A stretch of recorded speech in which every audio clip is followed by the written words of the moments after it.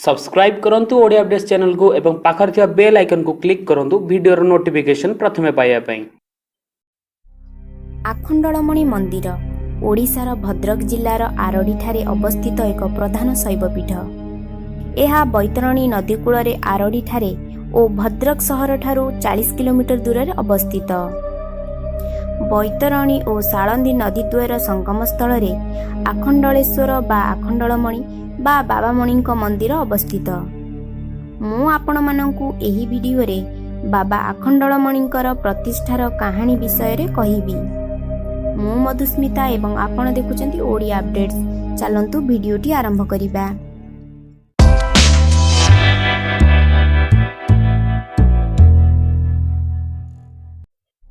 प्राय 350 वर्ष तले एक जमीदार नीलाद्री समर सिंह दिने निज जमी रे हल करिबा निमंते अनंत नामक जने हलुआ को निर्देश देथिले।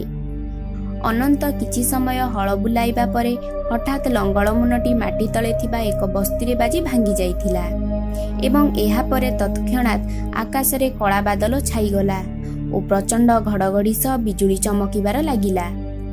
लुहारे निर्मित फाळटी भांगी जिबा सहित प्रकृतिर अवस्थार हठात परिवर्तन रे आतंकित होई जाइतिबा अनंत सेही वस्तुटीर चारिकड़र माटी आड़ेइला एवं एक कला मुगुनी पत्थर देहरु रक्तर धार बैतरणी नदी आड़कू बोही जाउथिबार देखिला।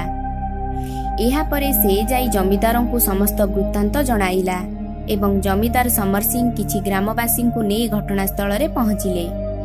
सेतेबेले आहा शब्द रड़ी करी बाबा आखंडलमणि शिवलिंग रूपरे विद्यमान हेले।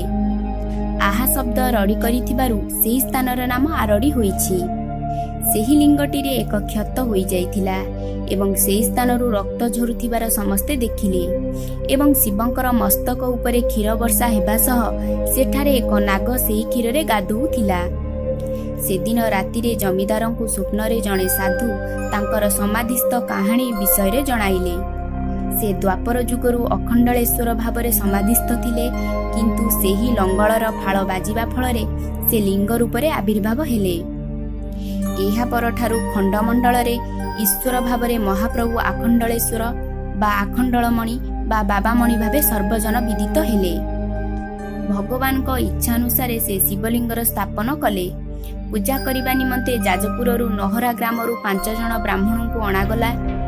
एक तालपत्र छतारे शिवलिंग को सुरक्षा दिया जाउथिला एवं किछि दिन परे जमीदार गाँ लोकंकर सहाय्य रे काठरे एक मंदिर निर्माण कले। अल्प दिन मध्यरे भगवान आखंडलेश्वरंक अलौकिकता सारा देश रे प्रचार हेला एवं विभिन्न स्थानरु श्रद्धालु मानकर समागम हेला। एही स्थानटी को भगवानकर आशीर्वाद भावरे गणागला। जदि आपण मानकु एही वीडियोटी भल लागिला तळे कमेंट करी निश्चय जणांतु एवं आम चैनल ओडिया अपडेट्स को निश्चय सब्सक्राइब करंतु। Thanks for watching.